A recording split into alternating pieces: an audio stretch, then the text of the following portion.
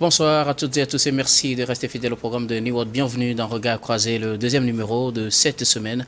Encore 4 sujets à aborder avec nos invités. Aujourd'hui, nous parlerons d'abord de la CEDEAO avec Bola Ahmed Tinubu qui est élu président en exercice de la CEDEAO. Nous parlerons ensuite de la Centrafrique, le référendum sur le projet de nouvelle constitution pour le 30 juillet.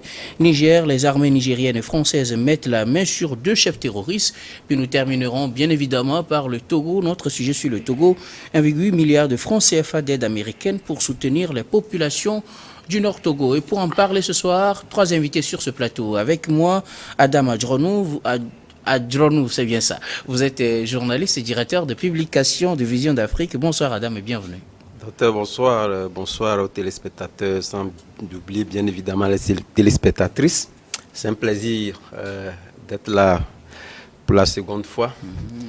Et la longue pause. Oui, bien sûr, bien évidemment. Et c'est un plaisir de partager le plateau avec l'honorable et mon frère Prosper l'Allemand. Et à côté de vous, le frère Prosper l'Allemand à Boclou. Vous êtes également journaliste et analyste politique. Bonsoir Prosper et bienvenue. Oui, bonsoir docteur Guillaume. Bonsoir à l'honorable. C'est la toute première fois qu'on se croise. Donc, c'est un grand débatteur, tout comme Adam, qui reste donc un grand analyste. Je profite quand même de l'occasion pour saluer, je dirais, le monde entier. Et en ce moment, souffler le calumet de la paix au profit donc de nos frères du Soudan qui continuent de subir les affres donc d'une guerre fratricide qui continue donc également donc de ruiner les âmes. Que Dieu veille donc les protéger et que cette guerre-là cesse. Voilà, on est là ensemble.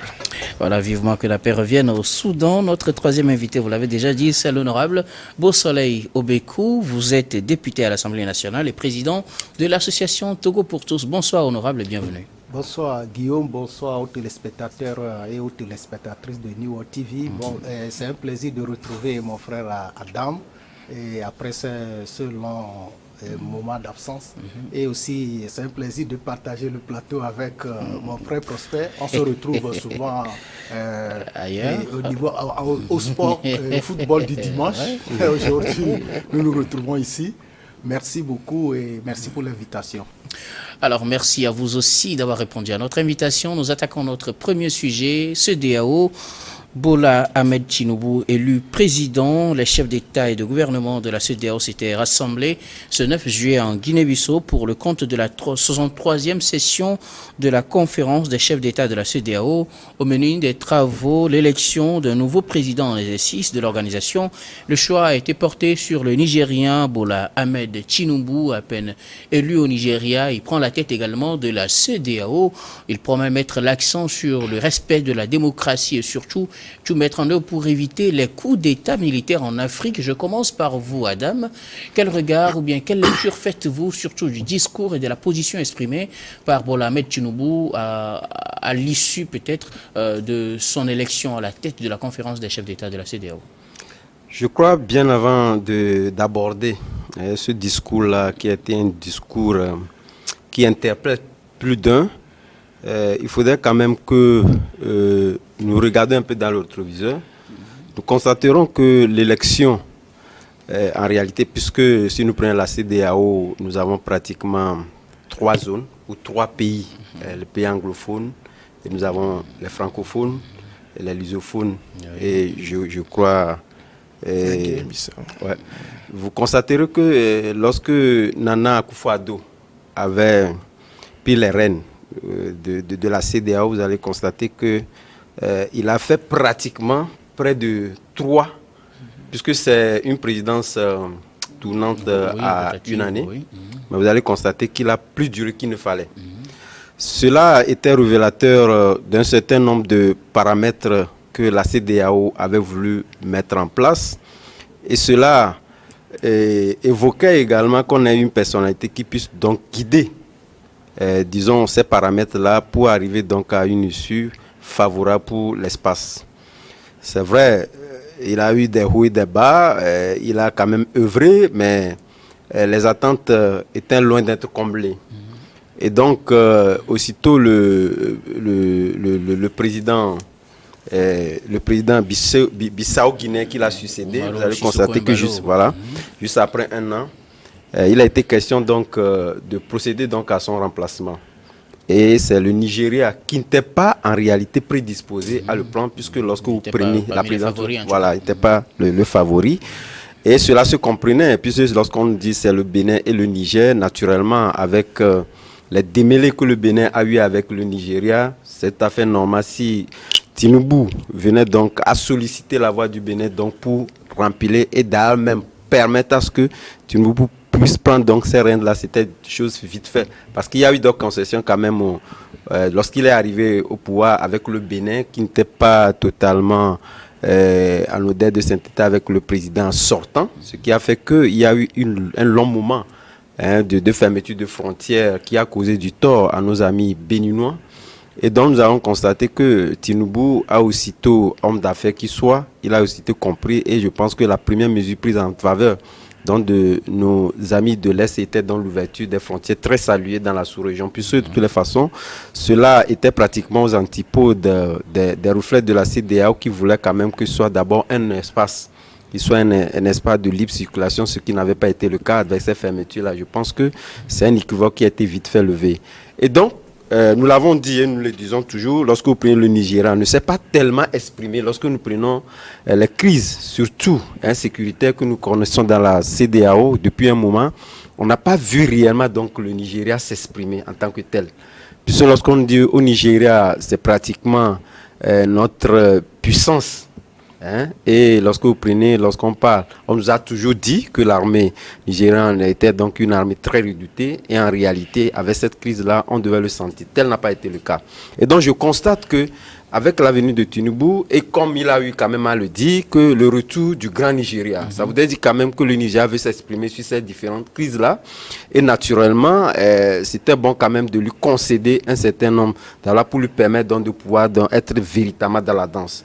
Et c'est en cela que les propos tenus, je pense pour certains, étaient des propos salutaires, puisque lorsque nous prenons la gouvernance démocratique, c'est vrai qu'il a tenu à aborder le fait qu'il est contre pratiquement les coups d'État et l'arrivée au pouvoir par la force, ce qui est une évidence, mais également contesté dans la mesure où ces pays-là, l'arrivée de ces coups d'État-là était donc une émanation d'un certain nombre de choses qui n'allaient pas dans ces pays-là. Donc je constate que sa venue pourrait donc changer les choses. Mais lorsque nous prenons aujourd'hui le positionnement de tous ces pays-là qui ont connu des coups d'État, qu'il a eu véritablement donc à citer et à révéler qu'il fallait encore reparcourir l'agenda, le chronogramme mis en place pour arriver donc à des élections consensuelles, faire en sorte qu'on retourne donc à des gouvernances dignes de ce nom.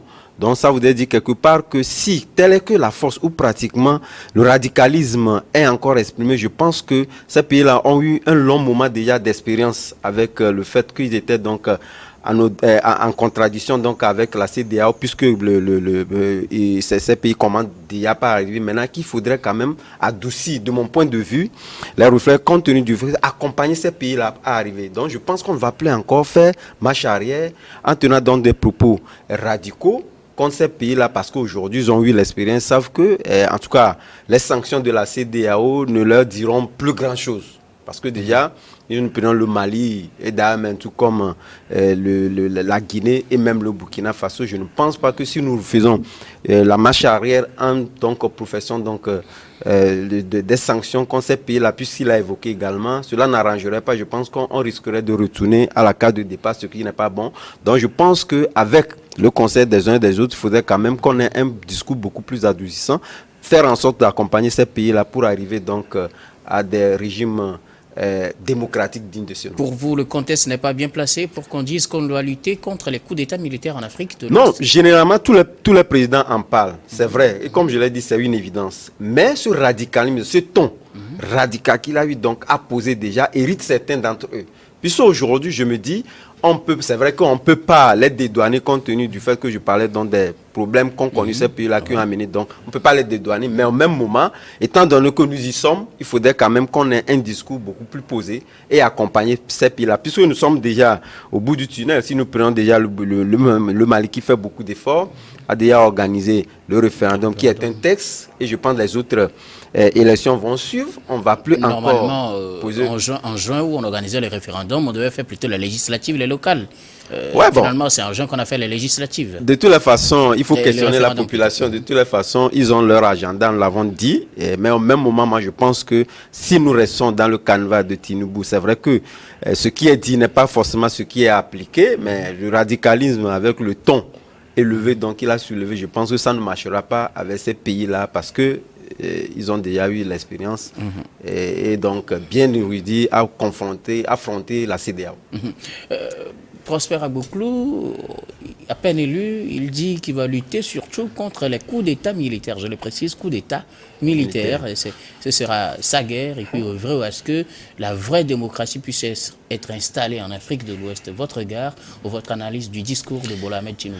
Non, moi, j'aurais voulu que Tinubu nous amène déjà sur un terrain qui pourra donc amener les Africains au pacifisme. Vous savez, il y a ce sentiment anti-occidental qui prévaut aujourd'hui en Afrique de l'Ouest, surtout quand vous prenez des pays, même le Togo, quand vous posez la question à plusieurs jeunes, et vous diront ce qu'ils ressentent par rapport aux Occidentaux et particulièrement à la France. Donc, moi, j'aurais voulu qu'il entame par là. Qu'ils disent quoi? Qu'ils disent qu'ils disent qu'il va sortir donc la CEDEAO de la soumission à la France. Parce que vous savez, ce qui s'est passé, comme le disait Adam tout à l'heure, il y a eu beaucoup donc de problèmes posés par la CEDEAO elle-même par rapport à ces problèmes de coup d'État, avec cette sanction-là, il vient de le dire tout à l'heure. Vous pensez aussi que les sanctions étaient téléguidées? Téléguidées par la France, et surtout puisque Emmanuel Macron même l'a dit, qu'il enverra les chefs d'État sanctionner le Mali. C'est lui qui l'a révélé avant même que le président ghanéen ne le prononce. Donc je crois quand même que Tinubu doit nous assurer l'indépendance même de la CEDEAO vis-à-vis du contrôle donc de ces Occidentaux. Moi, je l'attendais sur ce plan. Vous diriez plutôt une indépendance plutôt qu'une sanction des coups d'État? Oui, c'est ça. C'est-à-dire que lorsqu'il il faut que nous disposons de nous-mêmes.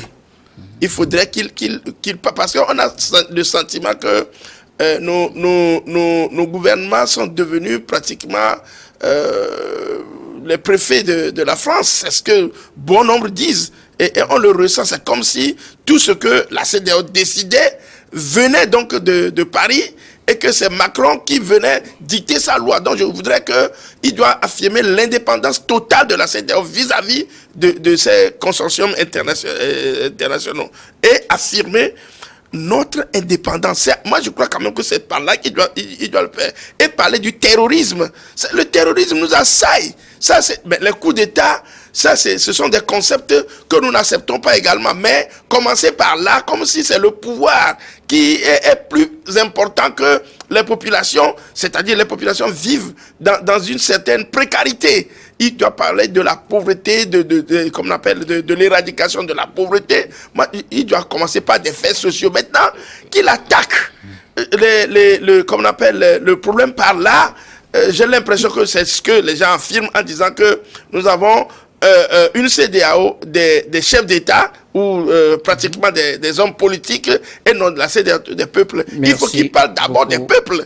Maintenant, moi, je crois quand même que c'est par là. S'il arrive à éradiquer, à prendre le problème par ce bout, moi je crois quand même qu'il serait dans la bonne qu'on a dans la lignée donc des bons concepts plutôt. Maintenant qu'il veut attaquer le problème par là, pour moi franchement, Dr Guillaume, je ne le suis pas bien. Merci beaucoup en tout cas pour votre point de vue. Bossala Yobekou, êtes-vous du même avis qu'il fallait orienter le débat ailleurs, ou quand même êtes-vous de l'avis de Tinubu qui pense qu'il faut plutôt lutter contre les coups d'État militaires en Afrique et prôner une vraie démocratie? Et le président Bola Tinubu qui a pris les rênes de la CEDEAO pour un an et a fait une première sortie, et je crois que il est dans la logique du respect des tests et des règles de la CEDEAO, de cette communauté-là. Et l'une de ces règles-là, c'est l'accession au pouvoir par la voie légale et les élections. c'est la CEDEAO qui a émis ces règles-là, et lui, il est président de cette institution de la CEDEAO. Pour vous, c'est normal qu'il oriente son discours? C'est normal, mais si on parle, il y a la CEDEAO, dans l'espace CEDEAO, il y a beaucoup de problèmes. Et l'un de ces problèmes, c'est un problème politique aussi. L'accession au pouvoir, ça, il faut pas quand même se voiler la face. Et moi, je me dis que, au-delà de ce qui s'est déjà passé, le président Tinubu est en train de rappeler à l'espace CEDEAO qu'il faut éviter les coups d'État.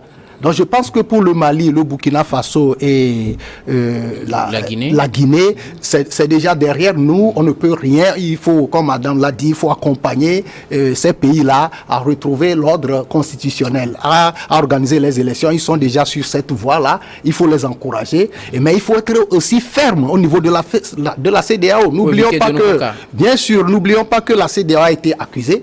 Ceux-là même qui parlaient de ne pas, qui fustigeaient les sanctions prévues dans les tests de la CEDEAO en cas de coup d'État, et que la CEDEAO n'avait fait qu'appliquer ces tests-là, étaient aussi un peu réservés par rapport à la fermeté de la CEDEAO, et au même moment, ils accusaient la CEDEAO de faiblesse par rapport à certains cas qui étaient passés.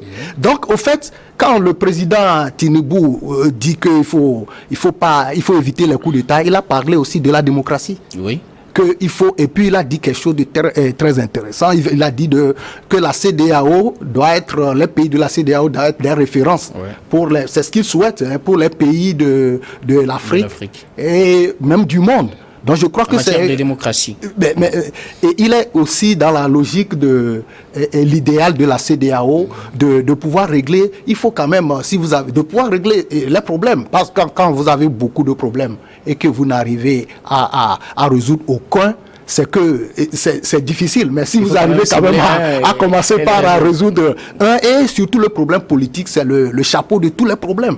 Parce que quand on ne règle pas dans les pays, surtout dans l'espace CEDEAO, la manière d'accéder au pouvoir, on n'a rien fait. On n'a rien fait. C'est facile. Le vient à point nommé. Ça vient à point nommé. En tant que président de la CEDEAO, ça rappelle aussi aux pays de la CEDEAO qu'il faut promouvoir la démocratie. Il a dit, parce que tous les pays de la CEDEAO ont accepté comme mode de gouvernance la démocratie. Il l'a encore rappelé. Et c'est logique, il a encore rappelé que ce mode de gouvernance, il a dit aussi quelque chose que c'est le meilleur. Oui. Il a dit que c'est le meilleur parce que tous les pays l'ont adopté. Merci. Et si tous les pays l'ont adopté, il faut respecter ces règles-là. Et je voudrais aussi faire un clin d'œil au niveau sur le plan sécuritaire. La CEDEAO n'a pas passé sous silence ce qui se passe sur le plan sécuritaire, parce que il a même donné 90 jours à une commission qui a été formée de réfléchir à un mode une sorte de problème, de solution au niveau sécuritaire pour combler le vide laissé par le départ de l'administration. Et je crois que ils ont pris en compte tous les contours. Tous les contours. Donc, non, oui, l'Afrique, c'est la CEDEAO. C'est la même chose, parce que l'Afrique, c'est la CEDEAO, justement. Et lorsque l'ONU part, parce qu'on parle de problèmes uniquement politiques, donc je crois qu'au niveau sécuritaire aussi, c'est bien fait de penser et au niveau africain de ce qui sera l'après-MINUSMA. Merci beaucoup à vous. Nous allons marquer la première pause, puis on vous retrouve pour la suite de ces débats.